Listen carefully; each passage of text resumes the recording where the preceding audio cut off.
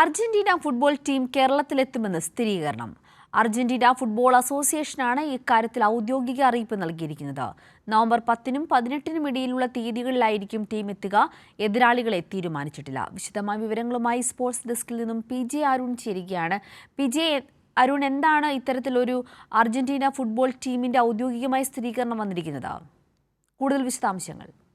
സിന്ധൂരി, നമുക്കറിയാം ഈ Argentina team കേരളത്തിൽ എത്തുന്നു എന്നുള്ള ഒരു പ്രഖ്യാപനം സംസ്ഥാന സർക്കാരിൻ്റെ ഭാഗത്തു നിന്ന് വന്നപ്പോൾ തന്നെ അത് സംസ്ഥാന സർക്കാരിനെതിരെയുള്ള ഒരു വലിയൊരു ആയുധമാക്കാൻ ചില തൽപര കക്ഷികൾ ആദ്യമേ തന്നെ ശ്രമിക്കുന്ന കാര്യം നമുക്കറിയാം. എന്തായാലും ആ ആശങ്കകളെല്ലാം ഒഴിഞ്ഞിരിക്കുന്നു. ഞാൻ ഉൾപ്പെടെയുള്ള അർജന്റീന ഫാൻസ്, ഫുട്ബോളിനെ സ്നേഹിക്കുന്ന വലിയൊരു സമൂഹം കേരളത്തിലുണ്ട്. ആ സമൂഹത്തിനാകെ ഒരു സന്തോഷം പകരുന്ന വാർത്തയാണ് ഇപ്പോൾ അർജന്റീന ഫാൻസ് അസോസിയേഷൻ്റെ അർജന്റീന ഫുട്ബോൾ അസോസിയേഷൻ്റെ ഭാഗത്തുനിന്നുണ്ടായിരിക്കുന്നു. അവരുടെ ഔദ്യോഗികമായ സ്ഥിരീകരണം വന്നിരിക്കുന്നു.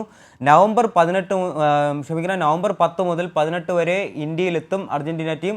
അവരതിൽ കൃത്യമായി പറയുന്നുണ്ട്, ഇന്ത്യ എന്ന് പറയുന്നതിന് മുമ്പേ തന്നെ കേരള എന്നാണ് അവർ പ്രധാനമായും അവരുടെ ആ ഒരു പോസ്റ്റിൽ പറയുന്നത്. 10 മുതൽ 18 വരെ ലുവാണ്ട, അങ്കോള ആൻഡ് കേരള എന്നാണ് അർജന്റീന ഫുട്ബോൾ അസോസിയേഷൻ അവരുടെ ഔദ്യോഗികമായ വിശദീകരണത്തിൽ പറയുന്നത്. എന്തായാലും മലയാളികൾ ഉൾപ്പെടെയുള്ള എല്ലാവർക്കും, ഫുട്ബോളിനെ സ്നേഹിക്കുന്ന കായിക പ്രേമികളായിട്ടുള്ള എല്ലാവർക്കും ആഘോഷിക്കാനും സന്തോഷിക്കാനും വക നൽകുന്ന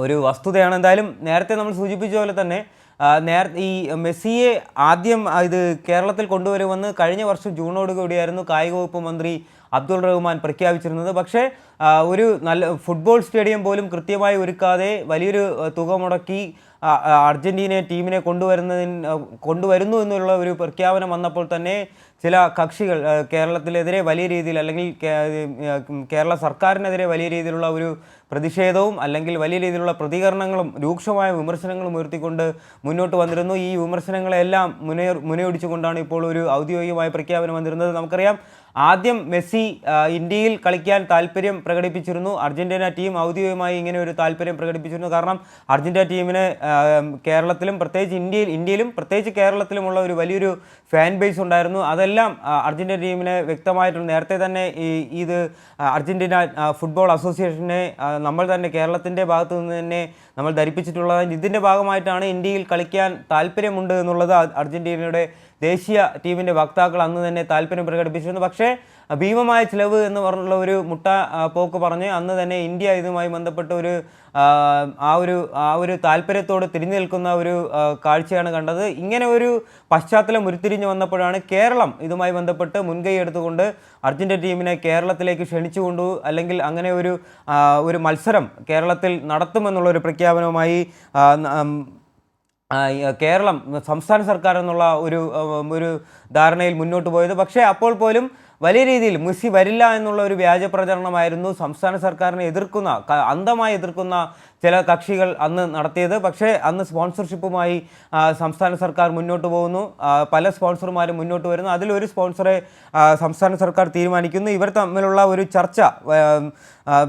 ചർച്ചയുടെ ഭാഗമായി പിന്നീട് അർജന്റീന ടീം കേരളത്തിലേക്ക് വരുന്നു എന്നുള്ള ഒരു കാര്യത്തിൽ സ്ഥിരീകരണം വരുന്നു. അർജന്റീന ദേശീയ ടീമിൻ്റെ ഇന്റർനാഷണൽ റിലേഷൻ ഹെഡായിട്ടുള്ള പാബ്ലോ ഡെയ്സ്, പിന്നെ സംസ്ഥാന കായിക വകുപ്പ് സെക്രട്ടറി പ്രണബ് ജോയിനാഥ്, പിന്നെ അല്ലാതെ കേരള ഫുട്ബോൾ അസോസിയേഷൻ സംസ്ഥാന പ്രസിഡന്റ് നവാസ് മീരൻ അടക്കമുള്ളവർ, അബ്ദുൾ റഹ്മാൻ, സംസ്ഥാനത്തിൻ്റെ സ്പോർട്സ് കായിക വകുപ്പ് കൈകാര്യം ചെയ്യുന്ന അബ്ദുൾ റഹ്മാൻ ഉൾപ്പെടെയുള്ളവർ ഓൺലൈൻ വഴിയുള്ള ചർച്ച നടത്തിയതിൻ്റെ ഫലമായിട്ടായിരുന്നു അന്ന് അർജന്റീന ടീമും ഇതുമായി ബന്ധപ്പെട്ടുള്ള ഒരു ധാരണയിൽ മുന്നോട്ട് വന്നത്. അവർ കേരളത്തിലേക്ക് വരുവാൻ വേണ്ടി തീരുമാനം വരുന്നു. പക്ഷേ ഇക്കാര്യത്തിൽ അവർ സന്നദ്ധത ഫുട്ബോൾ അസോസിയേഷൻ അറിയിച്ചതായി മന്ത്രി തന്നെ പറഞ്ഞിട്ട് പോലും അത് സംസ്ഥാന സർക്കാരിനെതിരെ വലിയ രീതിയിൽ രൂക്ഷമായ വിമർശനങ്ങൾ ഉയർത്തിക്കൊണ്ടുള്ള ഒരു കുപ്രചരണങ്ങൾക്ക് നേതൃത്വം നൽകുന്നു എന്നുള്ള തരത്തിലുള്ള ഒരു കാഴ്ചയാണ് പിന്നീട് നമ്മൾ കണ്ടത്. നമ്മുടെ ഈ അർജന്റീന ടീമിനെ സ്പോൺസർഷിപ്പ് ഏർപ്പെടുത്താമെന്ന തരത്തിലുള്ള മുന്നോട്ട് വന്ന ആ സ്പോൺസർഷിപ്പ് ടീമിനെതിരെയും വിരോധമുള്ളവർ, അല്ലെങ്കിൽ അതുമായി ബന്ധപ്പെട്ട് ഈ ഒരു സ്പോൺസർഷിപ്പ് ഏറ്റെടുത്തതിലുള്ള വിരോധം കാരണം അങ്ങനെയും തരത്തിലുള്ള കുപ്രചരണങ്ങൾ വന്നിട്ടുണ്ടായിരുന്നു. ചെലവ് താങ്ങാൻ കഴിയില്ല എന്ന തരത്തിലുള്ള കേരളം ചെലവ് താങ്ങാൻ കഴിയില്ല എന്ന തരത്തിലുള്ള, അതുകൊണ്ട് തന്നെ അവസരം നഷ്ടപ്പെടുത്തി എന്ന തരത്തിലുള്ള റിപ്പോർട്ടുകൾ വന്നിരുന്നു.